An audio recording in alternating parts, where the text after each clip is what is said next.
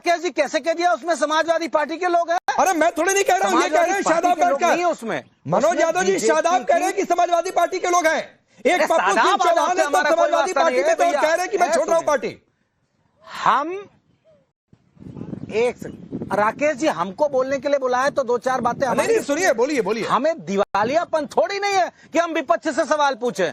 हम पूर्ण रूप से सक्षम, शारीरिक रूप से मजबूत, मानसिक रूप से ताकतवर है। हम सरकार से सवाल पूछेंगे।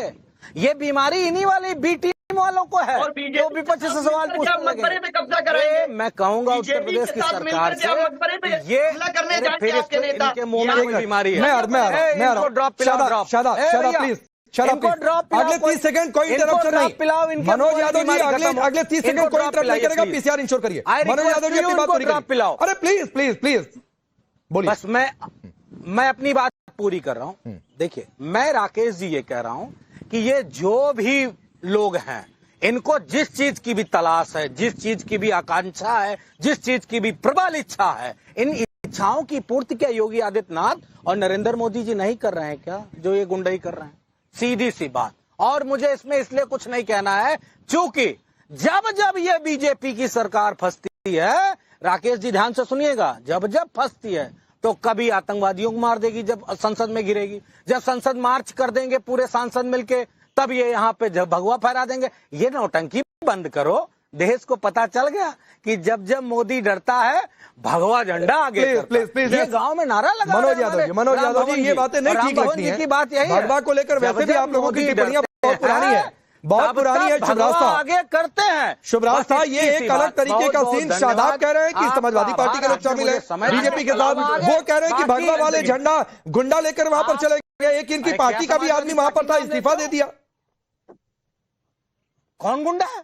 अरे ये तो बीजेपी गुंडाई कर रही है। मैं तो कह रहा हूँ, खुलेआम कह रहा हूँ आपके चैनल पे। ठीक है, ऑल गुंडाज अब बीजेपी। ठीक, वो कहे मनोज यादव जी अब शिवराज कौन से मकबरे में कौन से मंदिर ढूंढने गए थे? ठीक है, दे आर गुंडाज।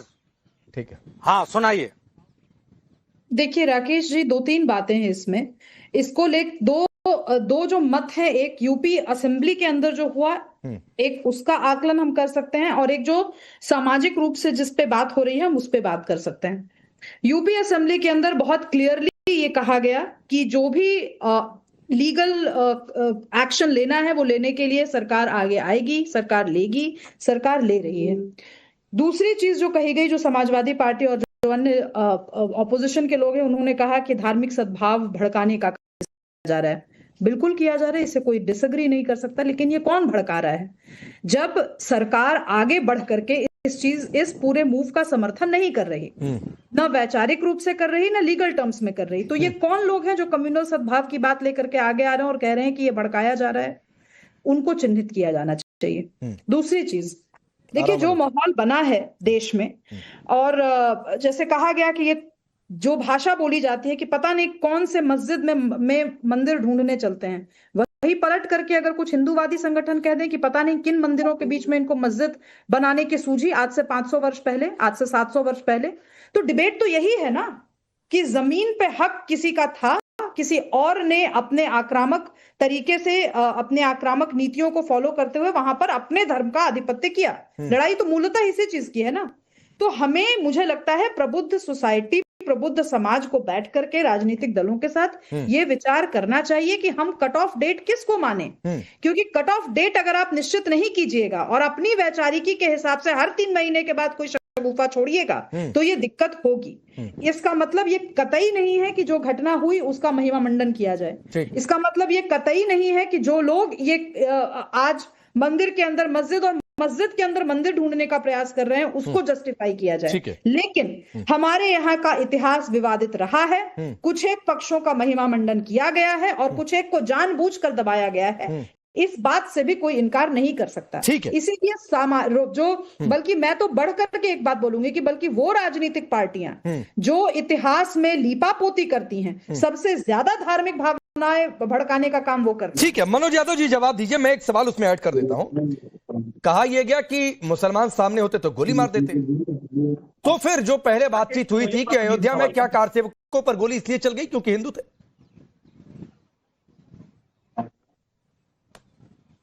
देखिए, एक बात बताएं, मैं उस माननीय सुप्रीम कोर्ट के उस आदेश का हवाला दूंगा। उस वाले सवाल पे जो आप पूछ रहे हैं, जब कार सेवकों पे गोली चली तो माननीय सुप्रीम कोर्ट का आदेश था, उस आदेश का पालन करने के लिए गोली चली।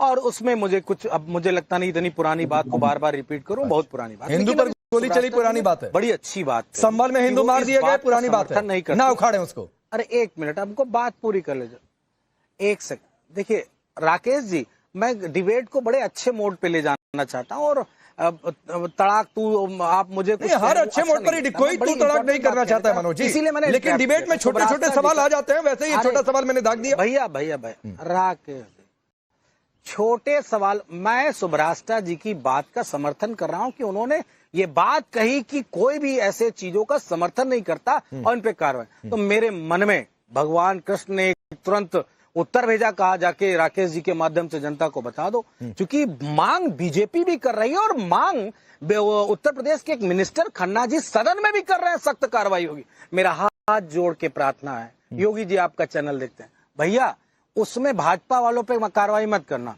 जो हमारी पार्टी से गया है ना चौहान, उसके यहाँ बुलडोजर चलवाओ। अरे वो तो पार्टी छोड़ दिया मनोज यादव जी, तो मैं वो तो पार्टी छोड़ दिया, और ये कहकर पार्टी छोड़ दिया सूर्या मैथिल, उसने ये कहकर पार्टी छोड़ दिया। शादाब आऊंगा, तो इससे क्या हुआ? एक बार सब लोग बोल रहे सूर्या मैथिल, वो पप्पू चौहान जिसका नाम ले रहे हैं, वो तो ये कहकर पार्टी छोड़ दिया कि सपा में एक ही जाति और एक ही धर्म की बातचीत होती है, वोट बैंक की रेस है, उसके अलावा कुछ इनको नहीं सोचता है, वो कहकर ये पप्पू सिंह चौहान पार्टी छोड़ दिया। की साजिश है। धन्यवाद पांडे जी, पहले तो आपको और पूरे देश को भारत माता की जय, वंदे मातरम। और सही आपने कहा कि समाजवादी पार्टी के कार्यकर्ताओं का लगातार जो है वो मन में जो है वो भावनाएं उत्पन्न होती चली जा रही हैं, असलियत जब समाजवादी पार्टी की उनके सामने आ रही है। अभी आप ही के सामने इसी डिबेट में अभी मनोज यादव ने कहा कि मुझे भगवान श्री कृष्ण ने कहा कि मैं ये चीज बोल दो, तो मैंने बोल दी। इनको भगवान श्री कृष्ण मन में बताने लग गए हैं, लेकिन इनको गौशाला से बदबू आती है, इनको मस्जिदों से खुशबू आती है, लेकिन भगवान श्री कृष्ण आकर इन्हीं के मन में बताते हैं। दूसरी चीज, जब आपने पूछा इनसे कि हिंदुओं पे गोली चलवा दी, तो इन्होंने बड़े आराम से बोला वो तो सुप्रीम कोर्ट का मामला था, और पुरानी बात क्यों कर रहे हो? तो मनोज यादव जी, मेरे पिताजी ने मुझको 42 वर्ष पहले जो है इस दुनिया में लेके आए थे, तो उनका नाम भी बहुत पुराना हो गया, मैं बदल दूंगा क्या? आप अपने पिता का नाम बदल के कुछ और लिख लेंगे क्या? हो सकता है वोट बैंक की राजनीति में जिस प्रकार से डिंपल भाभी के संग अपमान हुआ है और आप सब लोगों ने मुंह में दही जमा लिया, कुछ भी संभव है समाजवादी पार्टी में। इसीलिए तो समाजवादी पार्टी के कार्यकर्ता लगातार जाते जा रहे हैं। उनको पता है कि समाजवादी पार्टी में केवल एक धर्म की और एक विचारधारा की बात होती है, और उसके लिए वो अपनी परिवार की औरतों का अपमान भी करा सकते हैं। लेकिन पांडे जी, अरे सूर्या मैथिल इसी स्क्रीन पर मुझे बीच में रखिए। सूर्या मैथिल, ये मनोज यादव जी लपेट रहे हैं, कह रहे हैं, वो इशारा कर रहे हैं कि आप फेंक रहे हैं, वो माझे की तरह लपेटे जा रहे हैं। अब देखिए, डिंपल भाभी को मैं वो शब्द नहीं बोल सकता कि मौलाना बैठे हैं, ऐसी एक डिबेट में किसी और मौलाना ने फतेहपुर मकबरा पे वो उपमा झूठी तो नहीं थी, लेकिन आप एक्सपर्ट बुला लिए हैं ना, लाल टोपी लगा के एक्सपर्ट कहाँ बुला लिए हैं? हिम्मत है तो कुछ बोल के दिखाए। डिबेट हो रही, हिंदुओं को घरेने के लिए तो गोली चलवाने के लिए तो समाजवादी पार्टी के हाथ खुले रहे हैं, लेकिन औकात होती तो मौलाना को कुछ बोल के दिखाते। नहीं औकात है इन लोगों की। श्रीलंका से ताल्लुक है तुम्हारा जो गला फाड़, इसलिए इनकी पार्टी का कॉर्डर अपने परिवार की महिलाओं का सम्मान बचाने के लिए ताल्लुक समाजवादी पार्टी नहीं, भारत से। अच्छा चलिए, ठीक चलिए 30 सेकंड मनोज यादव जी बोलिए, फिर हजारी जी, और फिर शादाब आपके पास आ रहा हूं। 30 सेकंड मनोज यादव जी। सूर्या मैथिल प्लीज सीधी बात करा करो। हाँ ठीक है, आपने बार बार नाम लिया सपा का, एक रिप्लाई ले लीजिए। देखिए, मैं ये सोच रहा था कि मैं फतेहपुर वाले उस मुद्दे पे डिबेट करने आया हूं, लेकिन यहाँ पुराना रिकॉर्ड बजने लगा। मैं समझ ही नहीं पाया कि डिबेट किस पे हो रही, इसीलिए मैंने लपेटना शुरू किया, कहीं ये सब इधर उधर न चला जाए, फैल जाए, तो लपेट लिया। आप जवाब दिए दे रहा हूं, आप चिल्लाओ मत, चिल्लाते हो तो ऐसा लग रहा है कि आपका ताल्लुक जो है श्रीलंका से है। ऐसे मैं जानता हूँ आप जम्मू द्वीप से ताल्लुक रखते हो, भगवान राम के अनन्य भक्त हो, ऐसे मत चिल्लाओ, अच्छा नहीं लगता। मैं क्यों चिल्ला रहे हो? मुझे कहना पड़ेगा, रावण के खानदान से रिश्तेदारी है क्या तुम्हारी, तो इस तरह चिल्ला रहे हो? ना। अच्छा एक चीज है, सूर्या मैथिल प्लीज स्टॉप काम करो। मोदी मनोज यादव जी, एक छोटी सी बात आप बोलिएगा, मैं आपको समय दे रहा हूँ। आपने कहा कि पुराना टेप बज रहा है, तो फिर ओवैसी ने भी 92 की बात करके पुराना टेप बजाया कि नहीं, इसमें ये जवाब दे दीजिएगा सर, फिर आप अपनी बात रखिए। चलिए बोलिए।